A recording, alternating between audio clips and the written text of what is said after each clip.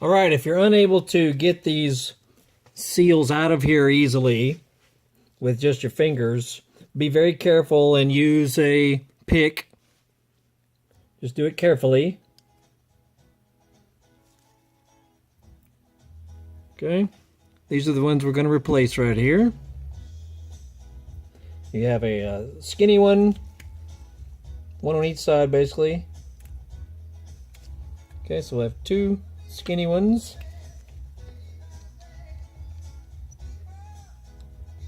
And two thicker ones. Just be very careful if you're using a pick. There's a thicker one. Got two of those as well.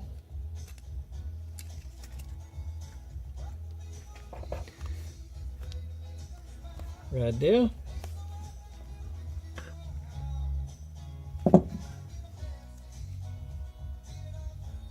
Okay, over time these, they get the same deal. Humidity gets to them, causes them to deform their shape. They might swell up, they might crack a little bit, which means it's difficult to get a good seal where the piston goes in here.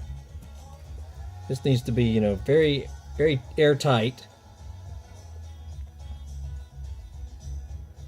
Just looking in here and seeing if I see anything, damaged or anything like that. It's not too bad, but it's definitely could use a little cleaning. So we will use our rag, sweep this out in here.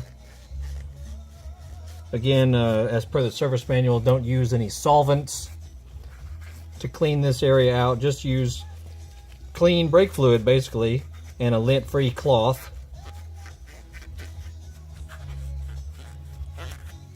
Okay. Another area to notice is this slider pin right here. Make sure that is nice and clean.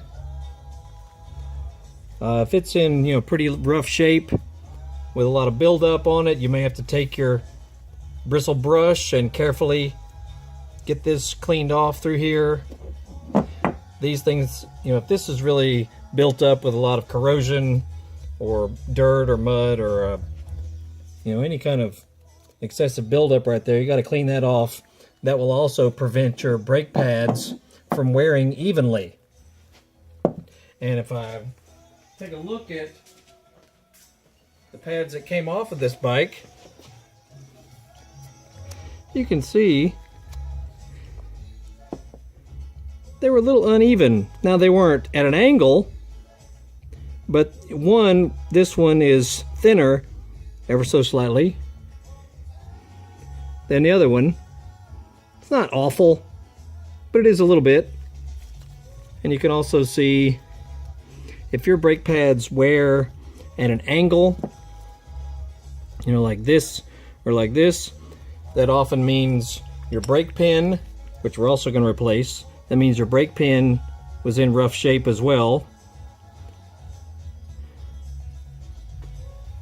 So take a look at that pin and make sure that it looks nice and clean as well. You may have to clean it off with your bristle brush and possibly even sandpaper.